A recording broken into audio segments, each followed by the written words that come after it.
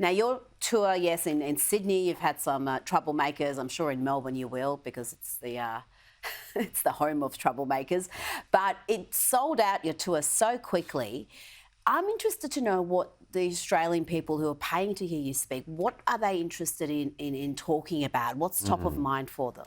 I think it's several things. I mean, obviously, you know, people are very interested about the wider world, about the region, about wars I've covered recently, including the Hamas war, the Ukraine war. But in my as far as I've seen it, we use a thing every night called Slido, so people can send in questions and then upvote the questions they really want you to answer, which is a great system. Yeah.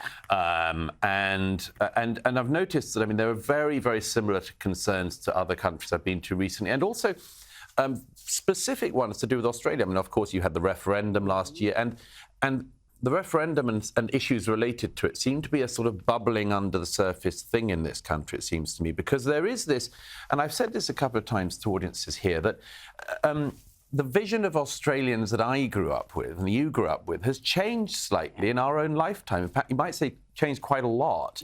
And I see that kind of happy country, you know, frank-speaking, clear-thinking sort of Australian tradition sort of being subdued, like it's chased out of people. Like people are made to feel guilty for things they haven't done. Oh, yes. They're made to feel like they're usurpers and colonisers and all this sort of thing. And it's so destructive, and you can see it, you can feel it, you can hear it. You know, everybody wants to get along, everyone wants to do well in the future, but, you know, there's no way that this country or any other country can if you're mired in the guilt and this sort of dampening down of the majority, you know, the sort of you can't say that, you can't think that. That's why I love referendums, actually. I mean, they're always an opportunity for the general public to kick our political class in the ghoulies, you know. And like Brexit, when it came to this referendum, the race-based referendum, it was a case where you had the entire elite, really, the celebrities, the activists, the corporates, all of them, sporting clubs, all on the side of the yes vote, which obviously the Australian government was backing. And then the no vote wins in every single state. Yes. And that tells you plenty, even in left-leaning states like here in Victoria. But I think we do have this unique problem in Australia, and I think it's particularly bad here, more so than the US and the UK, where there is this self-loathing. We can't even celebrate our national day, Australia Day, without being accused of supporting genocide and white supremacy, and it's an invasion and it's a harmful day. You don't even have that in the UK or the US, where UK, they still revere their traditions. US, there's a great deal of patriotism across much of the country. But I just wonder what the impact is on a country that seems determined to hate itself. Yeah, I mean, the long-term impact, we don't yet know. I mean, we can guess. We don't yet know because, as far as I know, no civilization has tried this before. Yeah. You know, most people sort of want to exist, want to thrive, you know, and most people are proud of what has gone well in their country. You know, every country's had things that they're not proud of. Of course. But the question isn't that, and isn't lingering all the time on that. The question is, what have we done well? You know, you saw this in Don Lemon's interview with Elon Musk last week, where Elon Musk just said, you know, if we keep talking about the slave trade in America, we're never going to get past it. And Don Lemon seems sort of thrown by that, as he is by any original thought.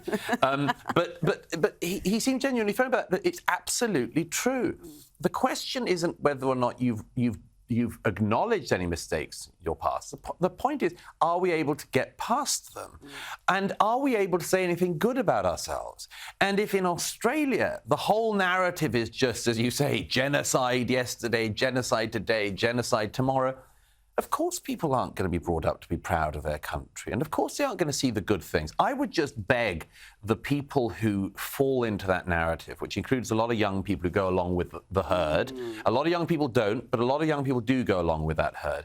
I would beg them just to go somewhere else in the world, just for a week, and see the comparative rights that you have in any other country in this region and the rights you have here, the traditions in any other region, the traditions you have here, what's gone well in other parts of the region and what's gone well here. And, you know, to revive something I've said to you before in other contexts, there's a reason that the boats come to Australia and they do not leave from Australia to other places. There is a reason. And if the people who do this, there's nothing good about Australia, we're all genocidists and murderers and so on, which is absolutely preposterous. And nobody's guilty of things they didn't do. But if those people could just reflect for a moment, you know, why is it that if this country is as bad as these people and the corporations and all these pop stars and so on, if it's as bad as they say, why are people not fleeing Melbourne today? Why is this city booming? Why are people not fleeing here for the sanctuary of communist China? There must be something we've done well. There must be something you've done well in Australia. I think there's a lot you've done well.